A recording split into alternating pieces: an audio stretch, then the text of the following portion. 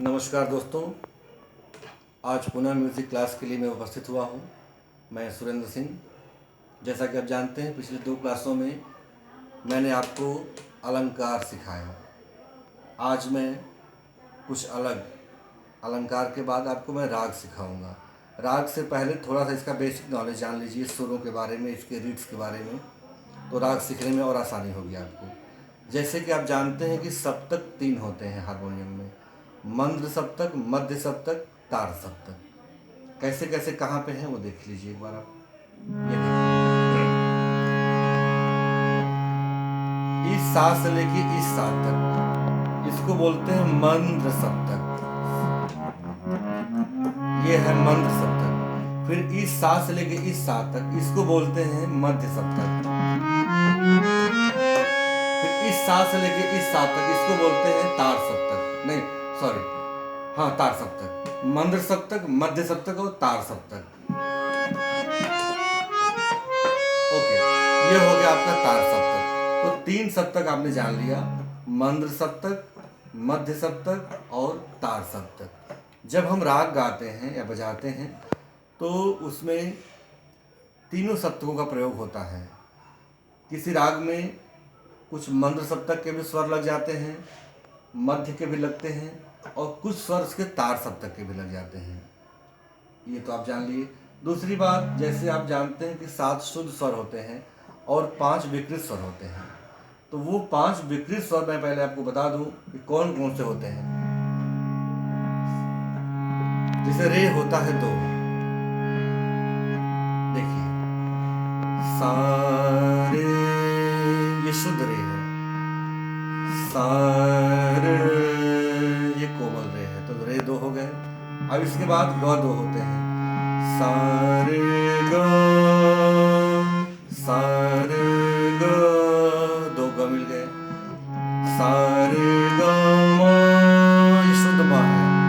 तो म कोमल नहीं होता है, म तीव्र होता है, शुद्ध होता है और तीव्र होता है। सा रे ग म, ये तीव्र म है, यानी शुद्ध म से थोड़ा चढ़ा हुआ होता है ये तीव्र म। प एक होता है, सा रे ग म प। ध 2 होता है, शुद्ध होता है और कोमल होता है, सा रे ग म प ध, ये शुद्ध है। सा रे ग म प ध, एक नोट नीचे हो जाता है, कोमल। सा रे ग म प ध नी, शुद्ध नी है, कोमल नी से नीचे होगा। सा रे ग म प ध नी, ये कोमल नी हो गया, सा आपका वही है। तो 7 शुद्ध स्वर और इसी में 5 विकृत स्वर मिला के हो गए एक सप्तक में 12 स्वर। ओके, अब जब हम राग सीखते हैं तो इसी रागों में कौन कौन से सुर लगते हैं किस राग में, वो मैं आपको दिखाता हूं। इसकी पहचान बता दूं, अगर हम मंद्र स्वर में जाते हैं तो स्वर के नीचे बिंदु लगाते हैं। जैसे कोई सुर मंद्र सप्तक का लग रहा है तो उसके नीचे बिंदु लगा देंगे। मध्य सप्तक में कोई निशान नहीं रहेगा और तार सप्तक में सुर के ऊपर बिंदु का निशान होता है, ये जान लीजिए। दूसरी चीज, जो कोमल स्वर होते हैं, जैसे बताया हमने, सा रे, कोमल स्वर के नीचे अंडरलाइन करते हैं, ये कोमल स्वर का पहचान होता है। ओके, आज मैं आपको राग सिखाने जा रहा हूँ, राग भूपाली। राग का नाम है भूपाली। इस राग का गायन समय है रात्रि का प्रथम प्रहर। जैसे आप जानते हैं कि सभी रागों का अपना एक निश्चित समय होता है। कुछ राग शाम के होते हैं, कुछ भोर के होते हैं, कुछ दोपहर के होते हैं, कुछ मध्य रात्रि के होते हैं, कुछ राग गोधूली बेले के होते हैं। तो हमारे संगीत के मनुष्यों ने जो राग बनाए हैं वो उन रागों का समय भी निर्धारित किया है और उस राग को हम उसी समय जब गाएंगे तो उसका अच्छा प्रभाव पड़ता है। सीखने के दौरान हम कभी भी गा सकते हैं, बजा सकते हैं उसको। ओके, तो राग भूपाली को दिखाते हैं आपको। देखिए, इसमें कौन कौन स्वर लगते हैं, पहले देखिए। सा रे ग प ध सा, यानी इस राग में केवल 5 स्वर लगते हैं। 7 स्वरों में से 5 स्वर लगते हैं। आरोह सा रे ग प ध सा, इसको आप नोट कर लीजिए पेन लेकर के। फिर यहाँ अवरोह सा ध प ग रे सा, पकड़ देखिए, पकड़ का मतलब होता है कि राग का वह छोटा से छोटा स्वर समुदाय जिसे गाने से राग का बोध हो। आरोह मतलब स्वरों के चढ़ते हुए क्रम को आरोह कहते हैं, उतरते हुए क्रम को अवरोह कहते हैं। ओके, तो इसके पकड़ में लग रहा है सारे ग रे सा ध सारे ग। ये ध देखिए इसके नीचे बिंदु लगा है, यानी ये ध मंद्र सप्तक का ध है। ओके, वादी स्वर गंधार यानी ग, समवादी स्वर धैवत।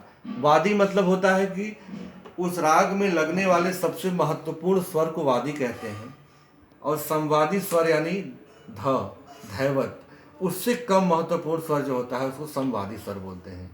जाति, जाति का मतलब कि रागों में लगने वाले स्वरों की संख्या को जाति कहते हैं। जाति औड़व, औड़व यानी कि जिस राग में 5 सुर लगते हैं उसको औड़व कहते हैं, और 6 सुर लगते हैं उसको साड़व कहते हैं, और 7 सुर को संपूर्ण कहते हैं।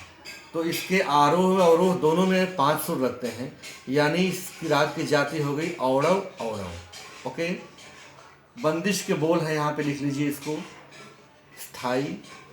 अब यहाँ पे लिखिए क्या लिखा है बंदिश के बोल। जाऊं तोरे चरण कमल पर वारी, हे गोपाल गोविंद मुरारी, शरणागत हूँ द्वार तिहारी। ये हो गया स्थाई। ये अंतरा देखिए। अनगिन दुरित भर्यो हूँ जड़मत, किस विधि पाऊँ चतुर तुम्हारे पद, तुम ही जग के एक आधार। अब इसके बाद देखिए यहाँ पे इसकी स्वरलिपि किए हुए हैं। स्वरलिपि को आप ध्यान से देख लीजिए। 4 विभाग बनाएंगे। नीचे शब्द लिखा है जाऊं तोरे चरण कमल पर वारी, उसके ऊपर हमने स्वर लिख दिया है ताकि आपको बजाने में और गाने में आसानी हो। ये देख लीजिए, इसका जो आप जो है कि स्क्रीनशॉट ले लीजिएगा पूरे स्वरलिपि का, ठीक है। फिर इसके बाद हम इसको गा के बताएंगे कि आप कैसे इसको गा सकते हैं। इसको विस्तार से दिखा दीजिए इसको अच्छे से, और इसका आप स्क्रीनशॉट ले लीजिएगा, ये देख लीजिए। उसके बाद अब हम गा के बताएंगे कैसे इसको हम गाएंगे।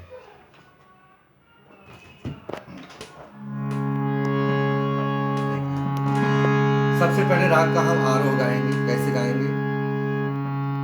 सा रे गा पा धा सा सा धा पा गा रे सा। ये राग का हो गया आरोह। फिर सुन लीजिए एक बार। सा रे गा पा धा सा सा धा पा गा रे सा। आरोह के बाद होता है पकड़। सा रे ग रे सा धा। देखिए ये है मंद सप्तक का धा, इसके नीचे बिंदु लगाते हैं। सा रे ग रे सा धा सा रे ग। ये हो गया राग का आरोह और पकड़। इसके बाद हम बंदिश गाएंगे। बंदिश यानी उस राग में कंपोजिशन कैसे गाएंगे ध्यान दीजिए। जाऊं तोरे चरण कमल पर वारी, जाऊं तोरे चरण कमल पर वारी, हे गोपाल गोविंद मुरारी, शरणागत हूँ द्वार तिहारी, जाऊं तोरे चरण कमल पर वारी। अभी मैं जो गा रहा हूँ इसी की स्वरलिपि मैंने कॉपी में कर दिया है। स्वरलिपि में यही लिखा हुआ है कि ग ग ध प ग रे सा ध सा रे ग ग, यानी जाऊं